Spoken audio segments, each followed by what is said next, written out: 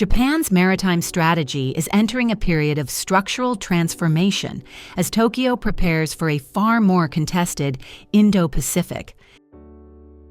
The introduction of the new FFM, combined with the decision to equip future vessels with vertical launching systems, signals a long-term shift in how the Maritime Self-Defense Force intends to deter threats, maintain sea control, and support allied operations. This evolution is occurring at a time when Japanese society is increasingly aware of regional instability and more willing than in previous decades to support meaningful defense modernization. The new FFM fleet represents not only a procurement cycle, but a redefinition of Japan's naval posture for the next 20 years. The strategic context driving these changes is clear. Japan faces an operating environment in which nearby states are expanding naval power, deploying long-range missiles, and conducting increasingly assertive air and maritime activities around Japanese territory. Protecting sea lanes, responding quickly to gray zone pressure, and maintaining credible deterrence require a fleet that is both larger and more capable. The traditional model of relying heavily on large destroyers supported by aging assets is insufficient when Japan must cover vast maritime areas stretching from the Nansei Islands to the Philippine Sea and deeper into the Indo-Pacific. The solution is a new generation of well-armed, automated multi-purpose frigates that can be deployed flexibly, produced at scale, and integrated into a broader joint force. The new FFM class reflects this need for a balance between quantity and capability.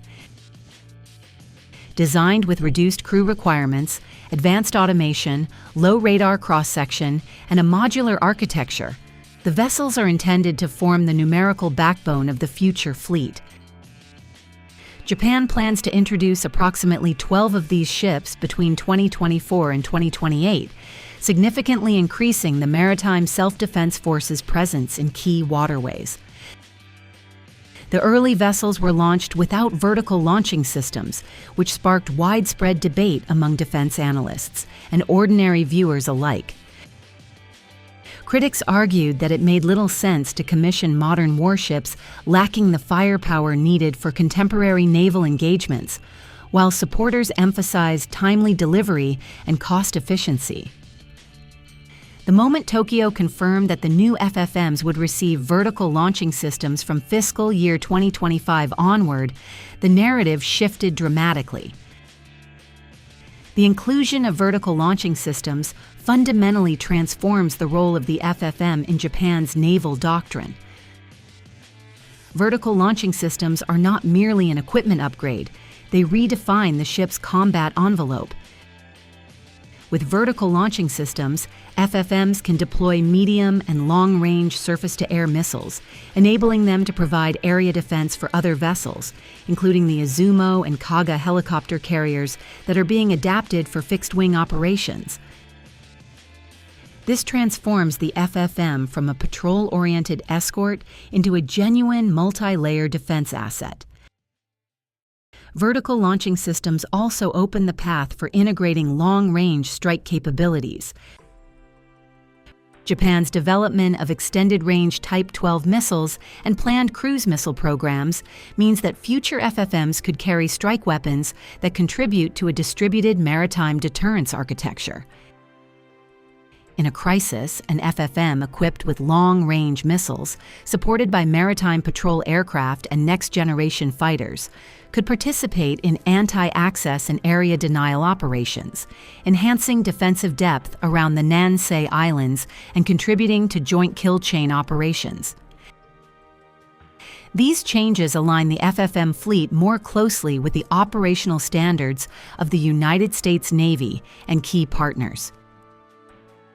Japan's ability to provide layered air defense, share targeting data, and operate within allied task groups improves substantially when FFMs carry vertical launching systems.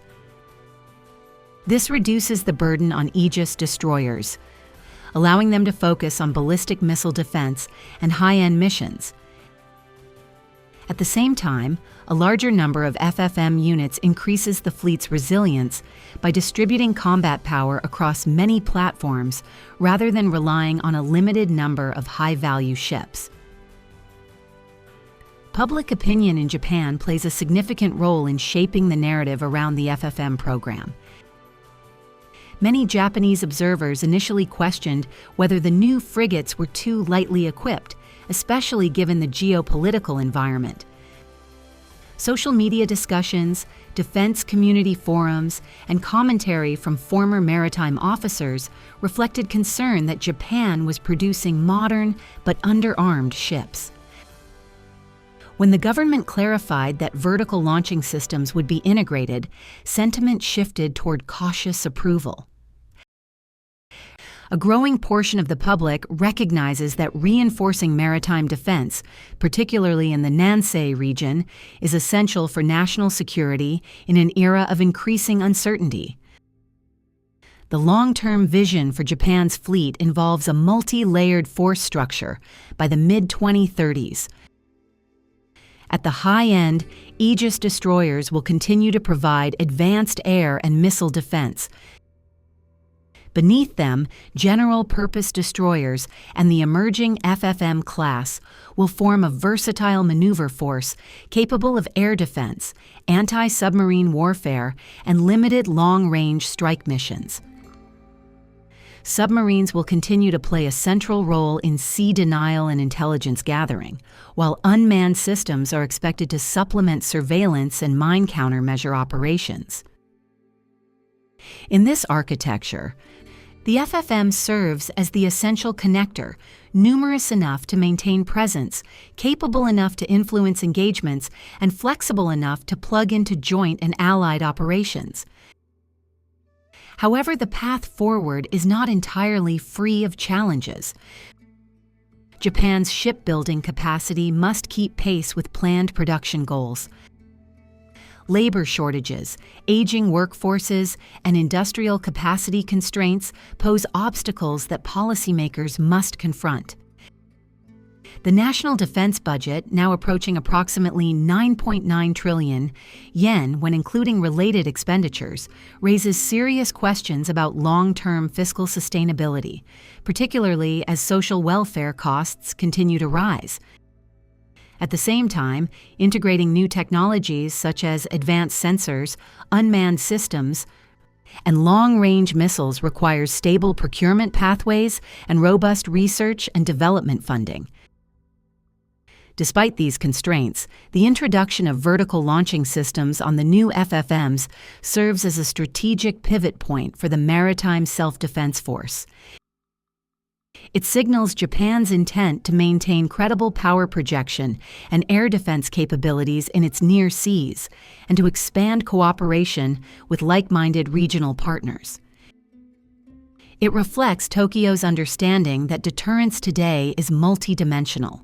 It requires missile capability, flexible naval forces, advanced aviation, and a networked command structure that can respond immediately to emerging threats. Japan is not seeking confrontation. It is seeking stability through strength.